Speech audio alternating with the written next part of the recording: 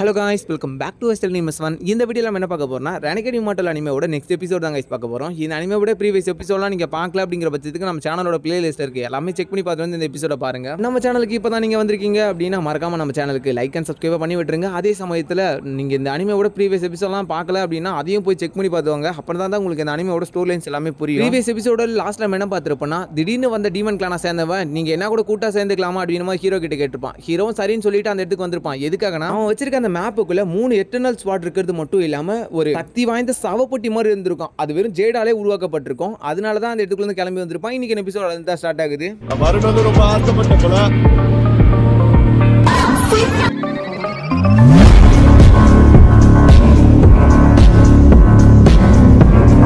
சொல்லிக்கிட்டு இருக்க ஹீரோ அவங்களுக்காக முன்னாடி வந்து நின்றுக்கிட்டு இருக்கான். ரொம்பவே சோகத்தோட டீமன் கிளானை சேர்ந்தவன் சகோதரர் ஜங் நியோ, தயவு செஞ்சு வந்து உட்காருங்க, அப்புறமா பேசிப்போம் அப்படிங்கிற மாதிரி சொல்ல ஹீரோவும் வந்து உட்காந்துடுறான். நீங்க சொன்ன அந்த வார்த்தைகளை நான் அப்பயே நம்பி இருந்தா இவ்வளவு பெரிய பாதிப்புகளை சந்திச்சிருக்க வேண்டிய அவசியம் வந்திருக்காது அப்படிங்கிற மாதிரி அந்த இடத்துக்குள்ள வந்து சொல்லிட்டு, உங்களுக்கு இன்னும் வேற ஏதாவது தெரியுமா அப்படிங்கிற மாதிரி அந்த இடத்துக்குள்ள வந்து கேட்க ஹீரோவும் அந்த இடத்துக்குள்ள இருந்து, நீங்க கவலைப்பட வேண்டிய அவசியம் இல்லை, அந்த ஸ்மோக்ஸை தாண்டி வந்துட்டோம் அப்படிங்கிறதுக்கு அப்புறம் ஒரு 10 நாளைக்கு நம்மளுக்கு எந்த ஒரு பிரச்சனையும் இருக்க வாய்ப்பு இல்லை. வாயிட்டு இல்லாம ஹீரோ பயணிச்சிருப்பான். அந்த இடத்துக்குள்ள டீமன் சேர்ந்தவனும் நான் இந்த வாட்டி நீயோ மாஸ்டரை இன்னும் கொஞ்சம் அதிகமா நம்பிக்கை வச்சிருக்கணும், அவரை பத்தி நான் ரொம்பவே கம்மியா தான் புரிஞ்சிருக்கேன், இன்னும் நல்லா புரிஞ்சுக்க ட்ரை பண்ணும் அப்படிங்கிற மாதிரி அந்த இடத்துக்குள்ள இருந்து தன்னோட மனசுக்குள்ள நினைச்சுக்கிட்டு இருக்கா. ஏன்னா ஹீரோவோட அந்த ஒரு செயல்களும் அதே சமயத்துல ஹீரோவோட அந்த அறிவுகள்லாம் இருக்குல்ல, அதை பார்த்தா தம்பிக்கு கொஞ்சம் இம்ப்ரெஸ்ஸா இருக்கு. இப்படியே கொஞ்சம் காலங்கள் போக ஆரம்பிக்கு. ஒரு 10 நாள் போயிடுச்சு. ஹீரோ சொன்ன மாதிரி சுமார் இந்த இடத்துக்குள்ள எந்த ஒரு பிரச்சனையும் சந்திக்காம தான் அவங்க கடந்து வந்திருக்காங்க. நீங்க சொன்ன மாதிரி நம்ம 10 நாட்களா பயணிச்சுக்கிட்டு இருக்கோம். இது வரைக்கும் நம்ம இந்த இடத்துக்குள்ள பெருசாலாம் எந்த ஒரு ஆபத்தையும் சந்திக்கல. அதிர்ஷ்டவசமான நிறைய விஷயங்களை பார்த்தோம்.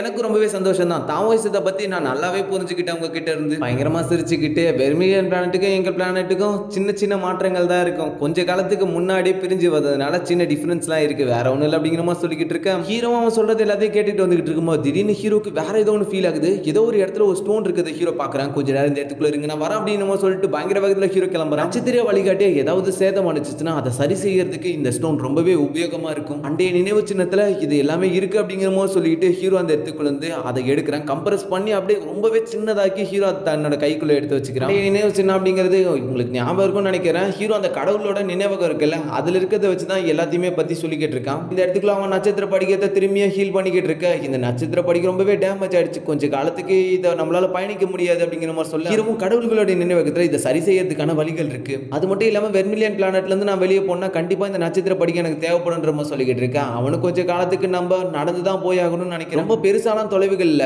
ஒரு 3 நாட்கள் கிட்ட ஆகும். நம்ம பறந்தே போயிட்டுனா நம்மளால கண்டிப்பா அடைஞ்சிட முடியும் அப்படின்னு சொல்லிக்கிட்டு இருக்க. ஹீரோவும் சரி அப்படின்னு சொல்லிக்கிட்டு அந்த இடத்துக்குள்ள இருந்து போக ஆரம்பிக்கிறாங்க. இப்போ 3 பேருமே கிளம்பி போய்கிட்டு இருக்காங்க. ஹீரோவுக்கு நினைப்பு இந்த இடத்துக்குள்ள இருந்து எப்படியாச்சும் ஒழுங்கா ஜாக்கிரதையா வெளில போனோம் அப்படிங்கிறது. இப்போ ஒருவடியா 3 நாட்களும் ஆக ஆரம்பிக்குது. இப்போ அவன் சொன்ன அந்த இடத்துக்கும் வந்து சேர்ந்துடுறாங்க. இந்த இடம் தான், இந்த இடத்துக்குள்ள இருக்கக்கூடிய என்னோட ஆன்செஸ்டர் சொன்ன அந்த பகுதி இந்த பகுதி தான் அப்படிங்கிற மாதிரி அந்த இடத்துக்குள்ள இருந்து சொல்லிக்கிட்டு இருக்கான். ஹீரோவும் நீங்க சொல்றபடி பார்த்தா இந்த எட்டர்னல் ரிலிம்ல ஒரு லேயர் கீழே இன்னொரு லேயர் இருக்கு, அதுதான் செகண்ட் லேயர் அப்படிங்கிற மாதிரி சொல்றீங்க. அப்படின்னா இந்த இடத்துக்குள்ள 2 லேயர் இருக்கான்ற மாதிரி கேட்க ரெட் பட்டர்ஃப்ளை இதுல என்னடா ஆச்சரியம், ஒரு லேயருக்கு கீழே இன்னொரு லேயர் எட்டர்னல் ரிலியம்ல இருக்கும் அப்படிங்கிறது எல்லாருக்குமே தெரிஞ்ச விஷயம் தான். இதுல 2 லேயர் தான் இருக்கு, இதுக்கு மேல எந்த சந்தேகம் இருக்கு அப்படின்னு சொல்ல முட்டாள் அப்படிங்கிற மாதிரி ஹீரோ திரும்பியும் சொல்ல அவனும் கடுப்பாக்கிட்டு இருக்கா. டீமன் கிளானை சேர்ந்தவனும் சகோதரரே கோவப்படாதீங்க, அதே மாதிரி இந்த இடத்துக்குள்ள 2 லேயர் தான் இருக்கு, 3வது லேயர் இருக்கலாம் அப்படின்ட்டு ஆன்சிஸ்டருங்கெல்லாம் கணிச்சு வச்சிருக்காங்க. அது சரியா அப்படிங்கிறதுலாம் இன்னும் விளக்கப்படல. ஹீரோ இதை தான் எதிர்பார்த்தா 3வது லேயர் இருக்க வாய்ப்புகள் இருக்கு அப்படிங்கிற மாதிரி அவன் சொல்லிக்கிட்டு இருக்க. அடுத்த நிமிஷமே அந்த இடத்துக்குள்ள 3 பேருமே உள்ளுக்குள்ள குதிச்சிடுறாங்க.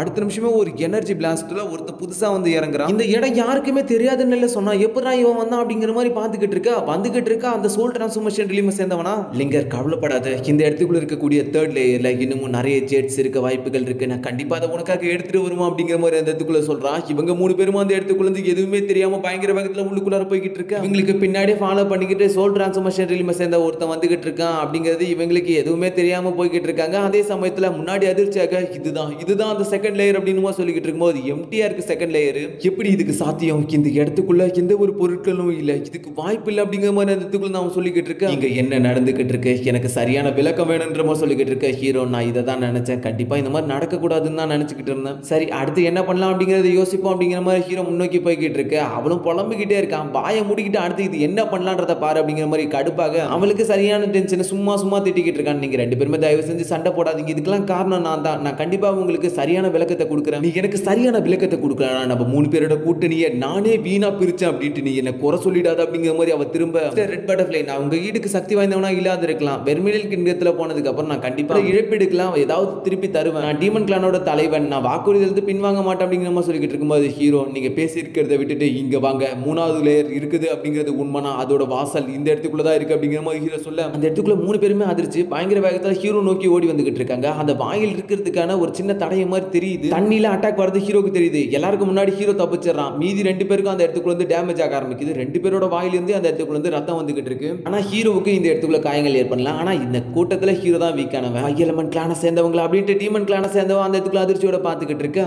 அடுத்த சீன்ல அவங்க 2 பேரும் திரும்பி காமிக்கிறாங்க. அவங்க 2 பேரும் அந்த இடத்துக்குள்ள இருந்து தட்டு தருமாறி எழுதிக்கிட்டு என்னது சேயிங் மாஸ்டர் அப்படிங்கிற மாதிரி அந்த இடத்துக்குள்ள சொல்ல மாஸ்டர் சேவிக்கு ரெட் பட்டர்ஃப்ளை ஆன என்னோட மரியாதைகள் அப்படின்ட்டு ஒருத்தி சொல்லிக்கிட்டு இருக்க. அந்த டிமன் கிளான சேர்ந்தவனும் நான் பிறந்தது மாஸ்டர் சேவியோட புராணங்களை கேட்டுதான் வளர்ந்தேன் அப்படிங்கிற மாதிரி சொல்லிக்கிட்டு இருக்க. ஹீரோ அந்த இடத்துக்குள்ள மரியாதை செலுத்திக்கிட்டு இருக்கான். கூட்டத்தில் இருக்கிறவனுக்கு நல்ல ஒரு கண் பார்வை இருக்கு, நீ என்ன நல்லாவே கணிச்சிருக்க, நான் வரன்றது உனக்கு ஆல்ரெடி ஃபீல் ஆச்சு தானேன்ற மாதிரி கேட்க. ஆமா சீனியர், நான் அதை ரொம்ப நேரத்துக்கு முன்னாடி கண்டுபிடிச்சிட்டேன், இருந்தாலும் அது எனக்கு தெளிவா தெரியல, நான் கன்ஃபார்ம் பண்ணவே இல்லை. சரி பரவாயில்ல, உங்களுக்கு இந்த இடத்துக்குள்ள வந்ததுக்கு அப்புறம் எல்லா விஷயம் தெரிஞ்சிருக்கும். நான் இந்த இடத்துக்குள்ள இருக்கக்கூடிய பொருட்களை 1000 வருஷத்துக்கு முன்னாடியே எடுத்துட்டேன். குழந்தைகளா மரியாதையா இந்த இடத்தை விட்டு வீட்டுக்கு கிளம்புங்க அப்படிங்கிற மாதிரி சொல்லிக்கிட்டு இருக்க. எந்த ஒரு பதிலும் சொல்லாத அமைதியா இருக்காங்க. அது மட்டும் இல்லாம இந்த இடத்துக்குள்ள உண்மையாலே 3வது லேயர் இருக்கு, அது இந்த தண்ணிக்கு அடியில தான் இருக்கு. உங்களுக்கு தைரியம் இருந்துச்சுன்னா உள்ள போலாம், ஆனா நீங்க வெளியே வர மாட்டீங்க, முயற்சி பண்ணி பாருங்க அப்படிங்கிற மாதிரி அந்த இடத்துக்குள்ள சொல்லிக்கிட்டு இருக்கும்போது கரெக்டான நேரத்துக்கு மேகமூட்டங்கள் உருவாக அதுக்குள்ள இருந்து சடல பிரிவை சேர்ந்தவன் வரான். வாவ், இடமே ரொம்ப நல்லா இருக்கு, எனக்கு உள்ள போக அனுமதி கொடுப்பீங்களான்ற மாதிரி கேட்க. நீ என்ன பின்தொடர்ந்து வந்தியா, நான் என்ன காரணத்துக்காக பின்தொடர்ந்த பயங்கரமா சிரிச்சுக்கிட்டே. அதுக்கு பெருசா காரணங்கள் அப்படின்லாம் ஒண்ணும் இல்ல, எனக்கு உன் மேல கொஞ்சம் ஈர்ப்போடு இருந்துச்சு, அதான் இந்த லேயர் கீழே என்ன இருக்குன்றத பார்க்க வந்தன்ற மாதிரி சொல்ல. என்ன நீ முறைக்கிறத பார்த்தா அனுமதிக்க மாட்ட போல அப்படிங்கிற மாதிரி அந்த இடத்துக்குள்ள வந்து கேட்டுக்கிட்டு கடுப்பாகிட்டு இருக்கா. இவனும் இந்த இடத்துக்குள்ள தன்னோட எனர்ஜி யூஸ் பண்றான். சக்தி வாய்ந்த 2 சோல் டிரான்ஸ்ஃபர்மேஷன் ரிலிமுக்கு இடையில சண்டை நடக்க போதா அப்படிங்கிற மாதிரி சொல்லிக்கிட்டு இருக்கும்போது கீழே இருக்கக்கூடிய அந்த தண்ணியை யூஸ் பண்ணிக்கிட்டே முன்னாடி இருக்கக்கூடிய அந்த சேயி மாஸ்டர் அவன் அட்டாக் பண்ணிட்டு இருக்காரு. அவனுக்கு இது ஒன்றும் பெரிய அட்டாக் மாதிரிலாம் தெரியல, அதனால அந்த இடத்துக்குள்ள அதை கொஞ்சம் சுலபமாவே தடுத்துறான். அதே சமயத்தில் அவர் துரத்திக்கிட்டு வந்துகிட்டு இருக்க. ரெட் பட்டர்ஃப்ளை, நான் இந்த இடத்துக்குள்ள நிறைய இழப்புகளை சந்திச்சிட்டேன், வெறுங்கையோட திரும்ப எனக்கு விருப்பமே இல்லை அப்படின்னு சொல்லிக்கிட்டு அந்த இடத்துக்குள்ள தண்ணிக்குள்ள குதிச்சறா. ஒரு நிமிஷம் நில்லு அப்படிங்கிற மாதிரி டீமன் கிளான் சேர்ந்தவன் கூப்பிடுறான். நிக்கிற மாதிரி தெரியல, என்ன சொல்றது. சரி, உங்களுக்கு எல்லா விஷயமும் தெரியும் நினைக்கிறேன், இப்போ என்ன கூட வரீங்களா இல்லையா அப்படிங்கிற மாதிரி கேட்க. முதல்ல நீ அவங்க 2 பேரை பத்தி எனக்கு விளக்க முடியுமா? அந்த சவப்பட்டி வச்சிருக்கிறவர் இன்கிளான சேர்ந்தவர், அவரை பத்தி பெருசா தெரியல, ஆனா சேவி மாஸ்டர் எங்களோட வெர்மிலியன் பிளானட்டை ரொம்பவே விசித்திரமான சோல் டிரான்ஸ்ஃபர்மேஷன் ரிலீமா சேர்ந்தவங்க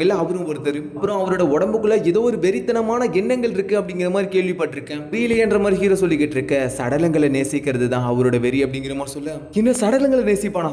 ஒரு நிமிஷம் அமைதியா இரு, தயவு செஞ்சு வாயை திறந்து சொல்லிடாத, இந்த விஷயம் அவரோட காதுல கேட்டுச்சுன்னா கண்டிப்பா நம்மள கொன்னுருவாரு. சரி, இப்போ நான் கீழே போலான்னு இருக்கேன், உன்னோட விருப்பம் என்னன்ற மாதிரி கேட்டுக்கிட்டு இருக்க. 2 சோல் டிரான்ஸ்ஃபர்மேஷன் ரிலீமுக்கு இடையில சண்டை நடக்குது. கண்டிப்பா சண்டையில உயிரிழப்புகள்லாம் ஏற்பட வாய்ப்புகள் இருக்கு, அதனால நான் உள்ளுக்குள்ளார போறது தான் நல்ல ஐடியா அப்படிங்கிற மாதிரி சொல்லிக்கிட்டு அந்த இடத்துக்குள்ள இருந்து 2 பேருமே உள்ளுக்குள்ளார போயிடுறாங்க. இதோட இந்த எபிசோட் முடியுது. அடுத்த எபிசோட் ஃபுல்லா ஃபைட்டா இருக்கும் அப்படிங்கிறதுனால நான் இதை அப்படியே கண்டினியூ பண்ண ஆரம்பிச்சேன். அளவுக்கு 2 எபிசோட் கண்டிப்பா வந்துடும் இன்னைக்கு, கவலைப்பட இன்னும் கொஞ்ச நேரத்தில். ஆனா வந்து சண்டேவே முடிஞ்சிச்சு, எதுக்கு அப்புறம் இந்த 2 எபிசோட் அப்படின்னு நிறைய பேர் கேட்பீங்க. டைமை ஃபிக்ஸ் பண்ணி இந்த டைம்ல பண்ணலாம் அப்படின்னு நினைச்சேன், பட் எல்லாமே தலைகீழா மாறிடுச்சு. சரி ஓகே, வளவலன்னு பேசிக்கிட்டு இருக்க தேவையில்ல, நெக்ஸ்ட் எபிசோட சந்திப்போம். அது வரைக்கும்